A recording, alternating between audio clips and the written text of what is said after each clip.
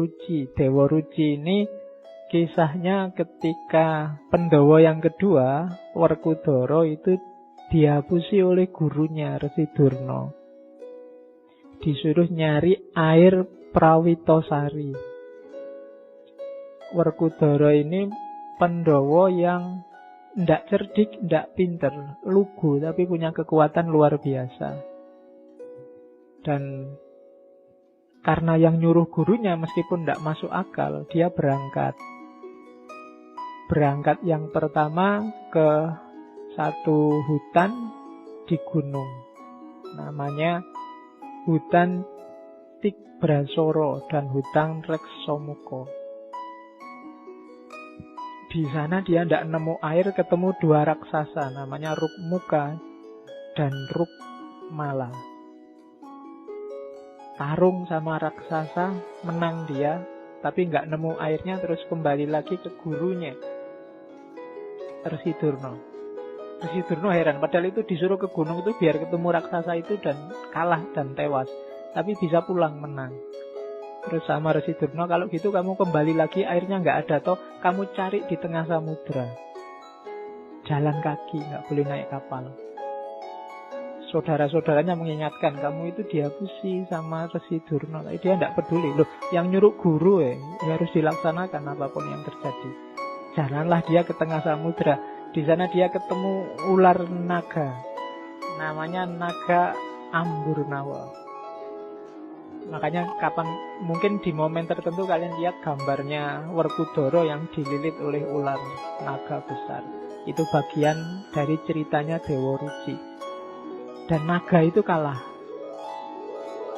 Tapi masih bingung Werkudara. Terus airnya itu di mana? Saat dia nyari-nyari di pantai, dia lihat anak kecil. Anak kecil ini wujudnya persis kayak dirinya tapi kecil. Itulah Dewa Ruci.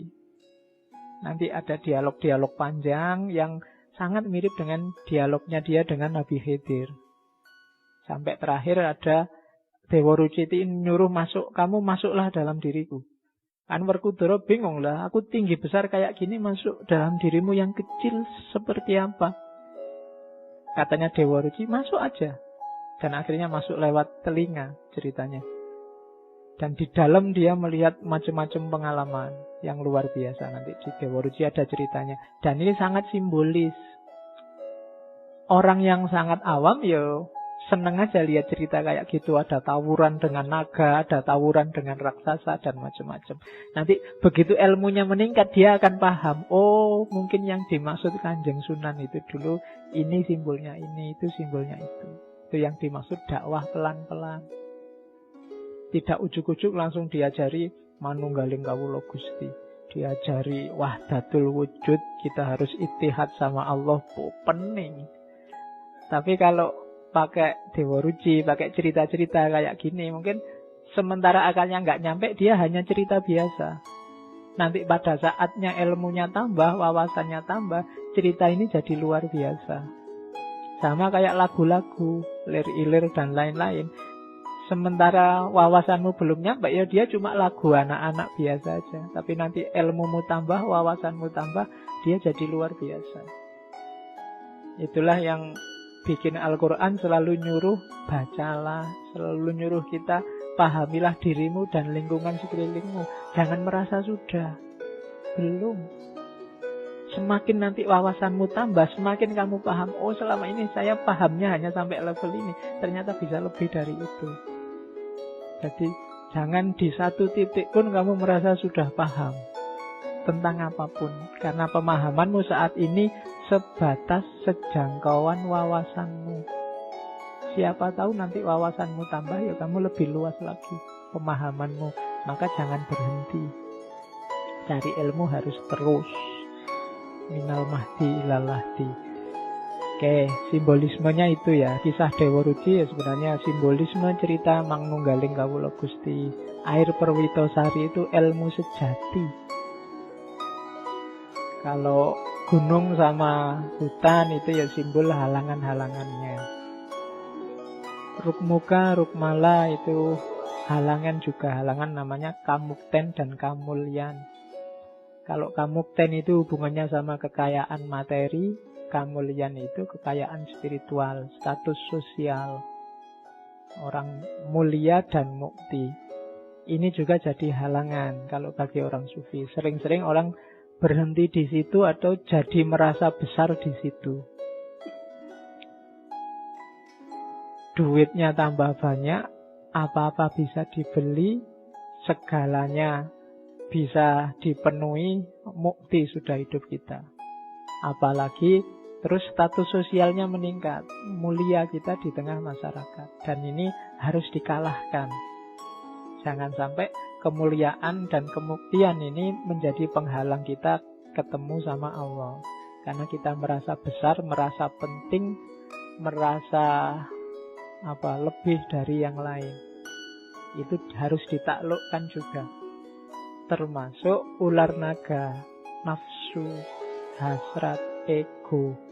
Kalau raksasanya kalah, ular naganya kalah, kita akan ketemu Dewa Ruci, ilmu sejati. Itu nanti simbolismenya. Bekal bagi Werkudara untuk nyari ilmu sejati, untuk bisa menaklukkan raksasa sama menaklukkan naga. Milikilah kualitas-kualitas ini. Yang pertama, rilo, bahasa Arabnya ridho. Yang kedua, legowo. Yang ketiga, nerimo. Yang keempat, anurogo. Yang kelima, eling. Yang keenam, santoso. Yang ketujuh, gembiro. Yang kedelapan, rahayu. Satu-satu. Rilo itu bahasa Arabnya ridho. Bahasa gantinya itu ikhlas. Ikhlas itu di luar hasrat. Hanya Tuhan, hanya Allah yang jadi awal dan akhirnya. Setelah itu legowo. Legowo itu apa? Boleh apa saja terjadi, tidak apa-apa. Itu legowo. Tidak memberati apapun. Kehilangan juga tidak apa-apa. Asal bukan kehilangan Allah. Itu legowo. Punya apa saja tidak apa-apa. Asal Allahnya tidak hilang. Itu legowo. Nilai dari A terus jadi E nggak masalah. Yang penting Allahnya nggak hilang. Dari punya pacar cakep terus diputus, dapat lagi, standarnya kok di bawahnya tidak apa-apa. Legowo aja. Itu namanya legowo. Legowo bisa di awal, bisa di akhir. Kalau yang pasti di akhir itu nerimo. Kalau nerimo ini dapat apa saja oke. Tidak menyesal, tidak menuntut apa-apa. Bahasa agamanya qanaah. Punya wajah jelek, diterima aja. Tidak punya uang, diterima aja. Tidak pinter, IP jeblok, diterima aja. Oh, ini kan berat. Kita kan manusia hari ini susah nerimo. Semua orang menuntut hari ini. Menuntut keinginannya agar terpenuhi, menuntut egonya agar terpenuhi, dan seterusnya. Jadi nerimo. Setelah itu rendah hati, anurogo. Tidak boleh sombong. Tidak boleh aku. Tidak boleh merasa besar. Terus eling. Untuk bisa 4 yang di atas, itu harus eling. Eling itu bukan lawan dari tidur atau pingsan. Eling itu frekuensimu nyambung terus sama Allah. Eling. Mau apa aja, kamu eling. Mau minum gini, ingat Allah terus bismillah. Kalau ndak eling, minum ya minum aja. Haus ya Pak. Terus santoso. Ini bukan nama orang ya. Bukan nama PO bis juga. Santoso itu di Indonesia kan jadi sentosa. Makna pasnya itu selalu berada di jalan yang benar. Biar santoso, maka setiap kali baca Fatihah kamu berdoa ihdinas sirotol mustaqim. Jadi sebenarnya jalan yang benar itu kita semua sudah tahu. Tinggal mau konsisten apa enggak. Biar hidupmu santosa, konsistenlah dengan jalan yang benar. Terus gembira. Untuk menuju ilmu sejati nggak boleh stres, nggak boleh depresi. Orang stres dan depresi itu orang yang tidak rilo, tidak legowo, tidak nerimo. Tapi kalau kamu rilo, legowo, nerimo, kamu mesti ceria terus. Nggak ada sumpeknya. Kamu galau, sumpek, itu kan keinginanmu nggak terpenuhi. Cita-citamu gagal. Masa lalumu jelek. Kan itu. Itu berarti kamu ndak rilo, ndak legowo, ndak nerimo. Biar rilo, legowo, nerimo, ya gembira. Orang yang sudah mempunyai 3 karakter itu pasti gembira, ceria. Dari wajahnya kelihatan. Jadi orang dekat juga enak. Ndak mencurang, ndak sumpek, suntuk. Diajak ngobrol nggak enak. Ndak ceria. Hidup jadi beban. Nggak akan ketemu ilmu sejati. Orang kayak gini mesti mengeluh terus. Ya. Terus rahayu. Rahayu itu biasanya kita pakai ini ya, hayu, rahayu. Hatinya selalu